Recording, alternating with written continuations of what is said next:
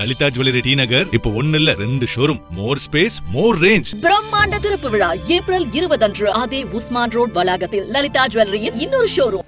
கோவை தெற்கு தொகுதியில் திமுக வேட்பாளர் செந்தில் பாலாஜியை ஆதரித்து கமல்ஹாசன் பரப்புரை மேற்கொண்டு வருகிறார். அதன் நேரலையை பார்க்கலாம். தமிழே வணக்கம். மக்கள் நீதி மய்யம் நிர்வாகிகள், தொண்டர்கள், அவர்கள் பெருந்தன்மை அனைத்திற்கும் என் வணக்கம். அனைவருக்கும் என் வணக்கம். அம்மன்குளம், கல்லுக்குழி, கேம்பட்டி காலனி, இவர்கள் இந்த மக்கள் அவர்கள் இந்த தொகுதிகளில் நான் நடந்து செல்லாத வீதி இல்லை என்று சொன்னால் மிகையாகாது. இதில் இன்னொன்று சொல்லுகிறேன், இது என் மக்கள் என்னை இங்கே அழைக்க வந்தபோது இது உங்கள் தொகுதி என்று சொல்லும் பெருந்தன்மை செந்தில் பாலாஜி அவர்களுக்கு இருந்தது. அவர் அதை சொல்ல வேண்டிய அவசியம் இல்லை. ஆனால் சொன்னார். நான் அதற்கு பதிலாக இது நம் தொகுதி என்று சொன்னேன். இது என் மக்கள், நம் தொகுதி என்று அவரிடம் சொன்னேன். எப்படி உங்க மக்களா நாங்க சொன்னா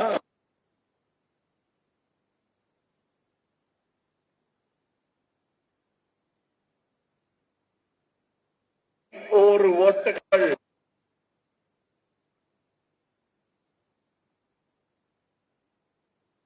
அந்த ஓட்டுகள் இவருக்கு விழும் என்று உறுதி.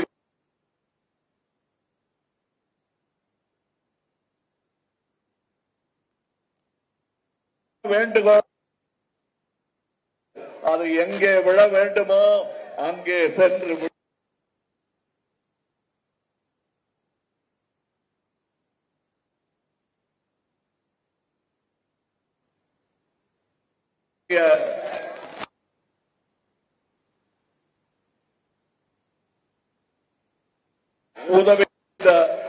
உதவி கூட என் கடமையை செய்த இடம் இந்த தெற்கு தொகுதிதான்.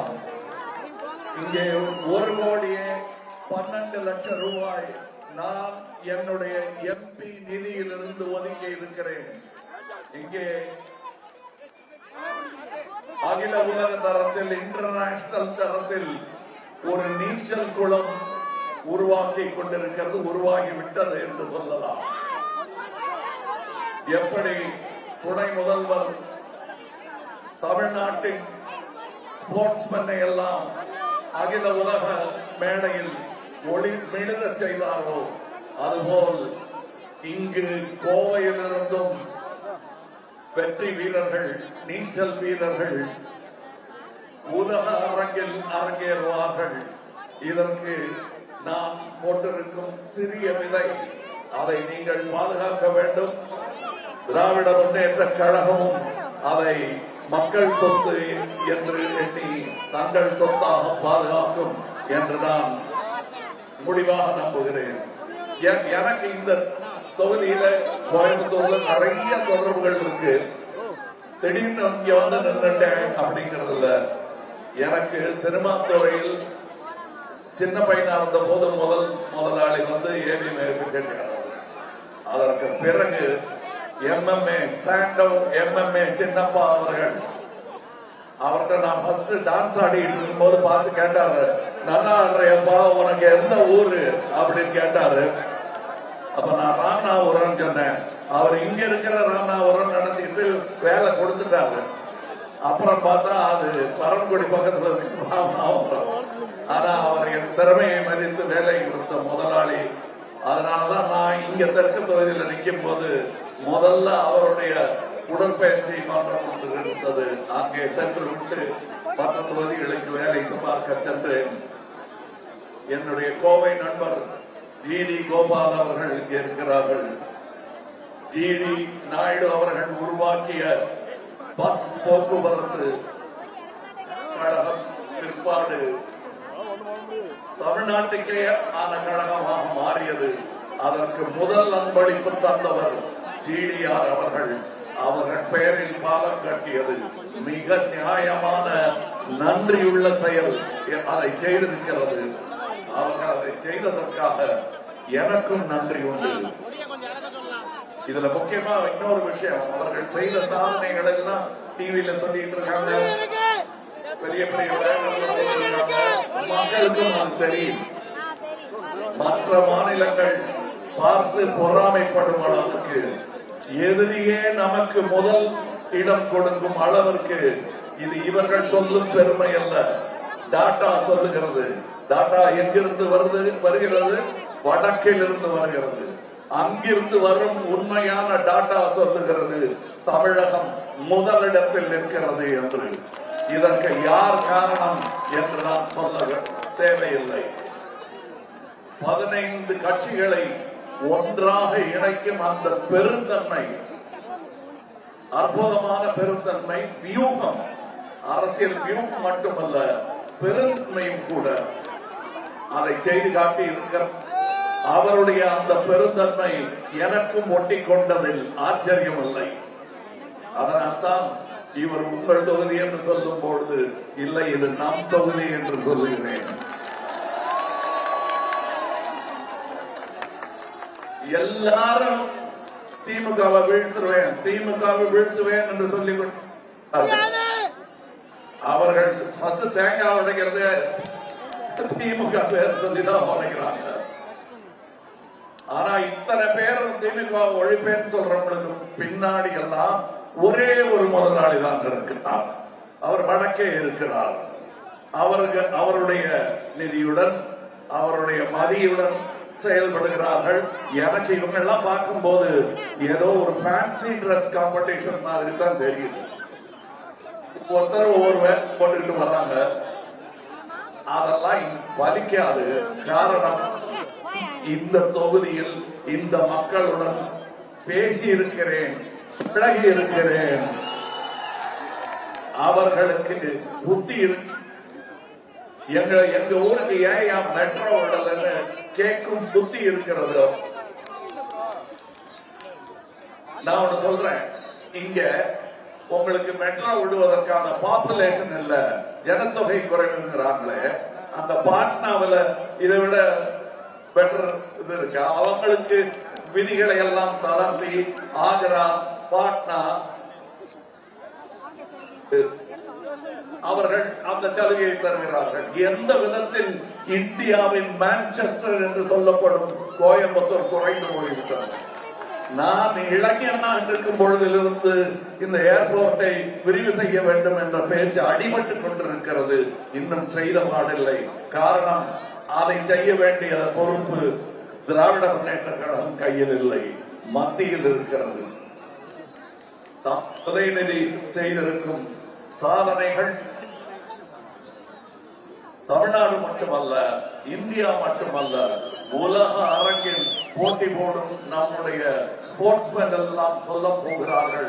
அவர் அந்த பொறுப்பை எடுத்துக்கொண்ட பிறகு நீங்கள் அதற்கான பதிவுகளை பார்க்கிறீர்கள், வெல்கின்ற பதக்கங்களை பார்க்கின்றீர்கள். திரு செந்தில் பாலாஜி அவர்கள் ஏற்கனவே 100 வார்டுகளில் 96 வார்டுகளை வென்று காட்டியோம். அந்த சரித்திரத்தை மீண்டும் அவரால் நிகழ்த்தி காட்ட முடியும். என்னுடைய 50 சேரும். அது இது திடீர்னு அங்கிருந்து இங்க வந்துட்டாரு அப்படின்னு கேட்பீங்க. இது முதல்வர் 15 கட்சிகளை ஒன்றாக திரட்டிய முதல்வர் கொடுத்த அசைன்மெண்ட் இவருக்கு.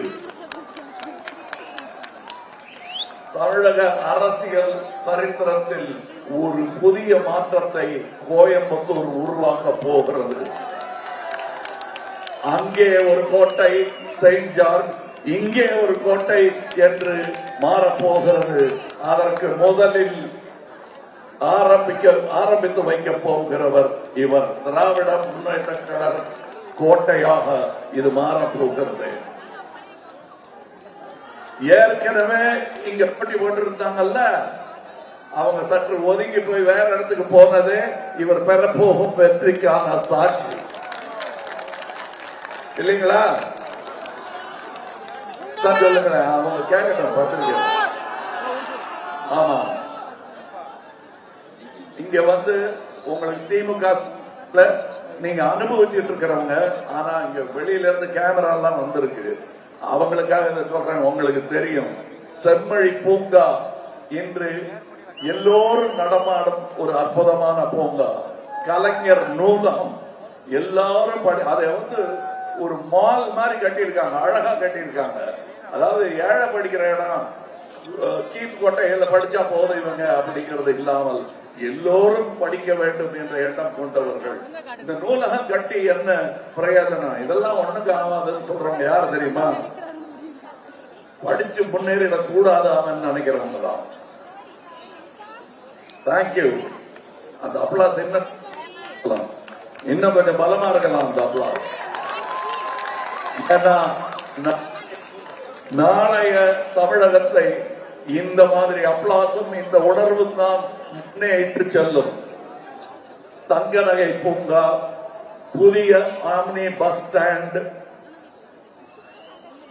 நான் ஒன்னே ஒன்று சொல்றேன், கொங்கு செழித்தால் எங்கும் செழிக்கும் என்பது கோவை பழமொழி அல்லவா? அப்ப இங்கு செழிக்க என்பதற்கான எல்லா சாயல்களும் எனக்கு தெரிகிறது, உங்கள் கண்களில் தெரிகிறது. அதாவது இங்க தேவேந்திர பட்கவிஸ் தானே வந்தாருங்க, இங்க வந்து எங்களுக்கு ஓட்டு போட்டா உங்களுக்கு அப்படின்னு சொல்றாரு. இதுக்கு பேர் வாக்குறுதியா பிளாக்மெயிலா? நீங்களே சொல்லுங்க. அந்த பிளாக்மெயில் எல்லாம் இங்க நடக்காது, தமிழ்நாட்டில் நடக்காது. இத வந்து முதல்வரே கேட்டாரு, என்ன மிரட்டி பாக்குறீங்களான்னு. அப்ப மிரட்டி தான் பாருங்களேன் என்ன ஆகுதுன்னு. 4ஆம் தேதி தெரியும், 23ஆம் தேதி நீங்க செய்ய வேண்டியதை செஞ்சா தெரியும். தமிழ்நாடோட மிரட்டல் எப்படி இருக்குங்கிறத நாங்க பாராளுமன்றத்தில் செய்து காட்டிட்டோம். இப்ப இருக்கிற இந்த 543ல 33% கொண்டு வர வேண்டியது என் கடமை. கமலஹாசனின் வாக்குறுதி இது, வந்தாகணும். இதற்காக நான் போராடுவேன் என்பதுதான் நான் உங்களுக்கு கொடுக்கும் வாக்குறுதி. என்னுடைய போராட்டம் அங்கேயாக இருக்கும், இவருடைய போராட்டம் இங்கே இந்த தொகுதியில் மக்களுக்காக தொடர்ந்து கொண்டே இருக்கும். வடவர் படையெடுப்பை முறியடிப்போம். வந்தாரை வாழ வைக்கும் தமிழர். ஆனால் இங்கே வாகை சூட வந்தால் பதிலடி கொடுக்கும் தமிழர். இது நம் அனைவருக்கும் தெரியும். வன்முறையில் நம்பிக்கை இல்லாதவர்கள் நாங்கள். ஆனால் சட்டப்படி என்ன செய்ய வேண்டுமோ அதை 23ஆம் தேதி செய்து காண்பீங்கள், காண்பிப்போம் என்பதை நீங்கள் தான் வாக்குறுதியாக எனக்கு தர வேண்டும். இவர் கொடுத்த வாக்குறுதிகளை எல்லாம் நிறைவேற்றுவார். என் தோளுக்கு பின்னாடி இருந்து நான் பார்த்து கொண்டே இருப்பேன். ஒவ்வொரு முறை அந்த புள்ளியை எட்டும் போதெல்லாம் நான் இவரை பாராட்டி கொண்டே இருப்பேன். தேவைப்பட்டால் விமர்சிக்கவும் செய்வேன். என்னுடைய சகோதரர், என்னுடைய தொகுதி, நம்முடைய தொகுதி, நம்முடைய மக்கள் என்று பெருமையோடு சொல்லிக் கொள்கிறேன். நாளை நமதாக வேண்டும் என்றால் நல்ல அரசியல் பத்தறிவுடன் நீங்கள் செயல்பட வேண்டும். உதய சூரியன் உங்கள் சின்னம். 23ஆம் தேதி நாம் பெறப்போகும் வெற்றியின் ஆரம்பம். ஜெய்ஹிந்த். நாளை நமது வாழ்க தமிழ்நாடு. வணக்கம். லலிதா ஜுவல்லரி டி நகர் இப்போ 1 இல்ல 2 ஷோரூம். மோர் ஸ்பேஸ், மோர் ரேஞ்ச். பிரம்மாண்ட திறப்பு விழா ஏப்ரல் 20 அன்று அதே உஸ்மான் ரோட் வளாகத்தில் லலிதா ஜுவல்லரியின் இன்னொரு ஷோரூம்.